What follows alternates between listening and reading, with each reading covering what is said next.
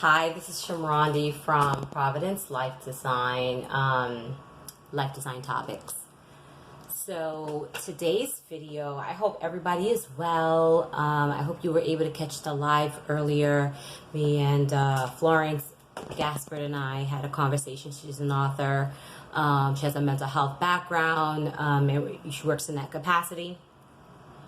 And we had a great conversation today about gratitude, right? And speaking about her book, I Am Unstoppable. It's a book you need to have in your arsenal, which is awesome. And she also coaches entrepreneurs as well. She coaches me as well, so I can't wait to be able to talk more about that at a later time. But this video, I tried my very best to keep it as proper as possible. I told her, I was like, leave the salacious stuff for me. So this is going to be a salacious video, okay? It's going to be a little rough edges, but it'll be useful. The title is Younger Women Mentoring. So in the past, and current, I mentor, right? So I coach women. I help them work through some things that they probably think that they shouldn't have to work through, but they do, and they're grateful. They're grateful. My mentoring, I want to say my mentoring started back when I was in high school. That's the earliest memory. I went to an exam school in Boston. It was called John O'Brien. It was known as Boston Technical High School. It was one of the exam schools in Boston. So you had to do well on your SATs to get into this school. And in my last year of being at that school, I transferred out. I went to a school where I guess the requirements probably wasn't as high, but man, was I in an environment, I was in an environment where the instructors, they liked their job. They cared about the students. It was such a nurturing environment, even though at the time, this is back in right? At the end of the 90s. It was at the end of the 90s, going into 2000. During that time, they did not have the best ratings, right? But I want to say that from my own experiences, that it was one of the best moves that I made. I was so grateful that I did that. So let that be the first point in this younger woman mentoring. Bet on self. Pay attention to that inner person. What do you really, really need in this moment? Don't be afraid to branch out. When you're young, do all that you can do that is going to bring you closer to you discovering your passion in life. Okay? Because when the casual dating is not casual anymore, and you're dating for purpose, and you're dating with a mission in mind, you're dating with the intention of reproducing and having your own family or not, but you are dating with the intention of seeking a life partner. My God, bet on self. Put all the time you can put on yourself. Don't be in any rush to have these long-term relationships. I remember when I was, some years ago, I used to watch Wendy on television. Every now and then I catch her videos on YouTube. But she would always oh God, oh, you're young. And I agreed with her 100%. You're young. Why do you even have a relationship issue at 20? 20? At 22? What? Absolutely not. Absolutely not. I know the people that come from the people. I know the more mature generations would like to know that you can meet the love of your life at 20 and you can be with them for 50 years. Listen, if that's going to be your life mission, good for you. But let me tell you something. If in any case you second guess what you're doing, you second guess that individual, jump ship or take a break. Because here's the thing. A man, there's a saying, I don't remember the correct adage, but it says that a man's true character comes out in adversity. So if you put the other genders back against the wall, and you put at your little young age, and you say, if I don't have this, this is not going to work, right? You got to remember how they're wired. And you don't know how they're wired. That's another thing, because you're 20, you're 21, you're 22, you're under 35. I think we really don't even know men. Unless it's somebody like we're married to by that time.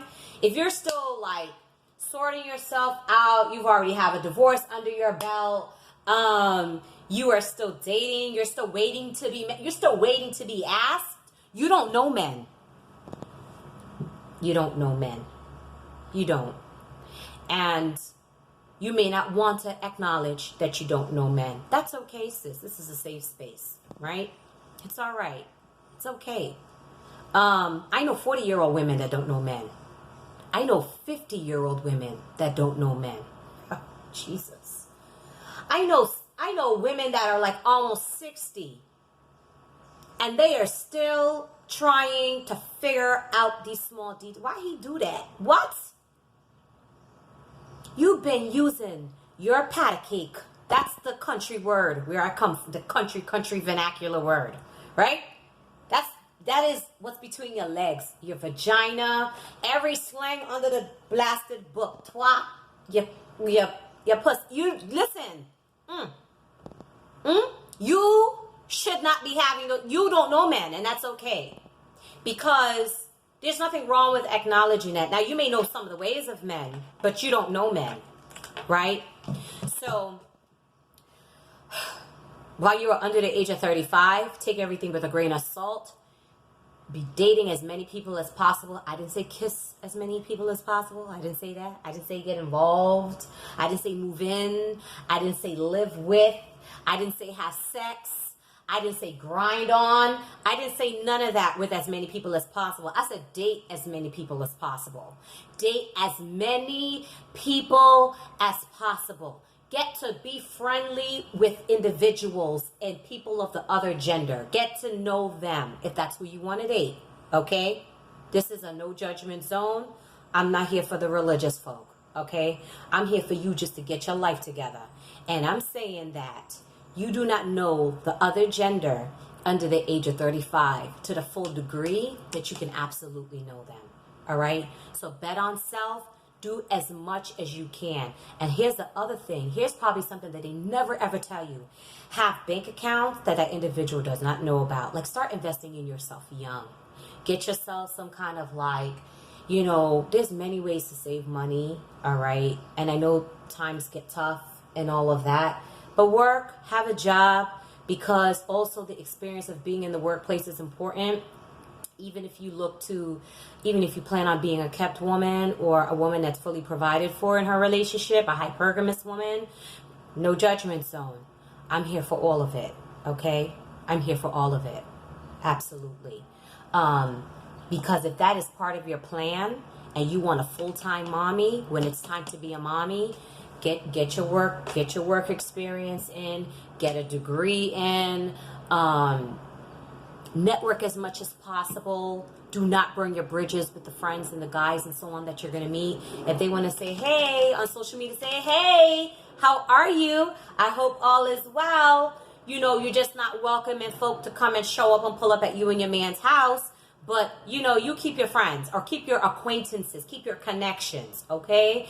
Because you never know when the day is going to come that you're going to need them.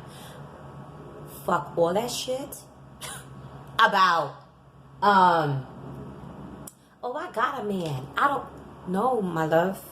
I don't care. Don't bet on nobody but yourself. Don't bet on nobody but God. That is it. That's something else. Let's talk about that. Have a relationship with God. Really, my list is only 3 pieces long, but I'm going to tell you something. We're already at number 5. So the second one that we're going to talk about is have a relationship with a higher power. Discover what you think God is. Be careful with religion. Be careful with dogmatic practices. if you are in a religion that is male centered, right? Such as Islam or Christianity. If it is one of those, if it's one of those, any one of those, Judaism, Rastafarianism, even Adventist to a degree. Anyway, don't come for me, all right? But if you're in a religion or you're being raised in a religion that is very male-centered, I want you to know that no matter how important they are, you are equally valuable, if not more, right? Because you birth everything, right? A man can say, hey, babe, let's live here. He gives you a house, we live there. You make it a home. He says, here, babe, you know, we need to make sure that we have our dinner and meals already sorted out. Here's some money. You go to the supermarket, you make meals happen, right? He impregnates you and you have conception, right? You're the one who's holding the baby. In vitro, you're the one who delivers the baby. You're the one that's going to breastfeed the baby. You're going to be the person that's going to be the main caretaker of this infant for the first 3 years of its life. Minimum. Think about that, right? That's why I am gagging at the amount of men that I meet that don't have any children, that are my age and older. What? Where were you when I was trying to have kids? Okay, I know 50-year-old men that want to have children and don't have kids yet. What, my friend?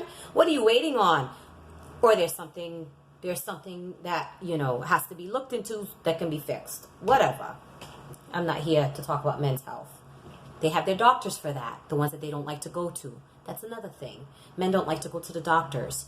So you need to do a whole lot of knowledge seeking and wisdom seeking and find out as much as you can, because to a degree, once you become the wife, when then you start wearing 10 hats, you may even need to be his triage nurse. God, it's not easy. It's not easy.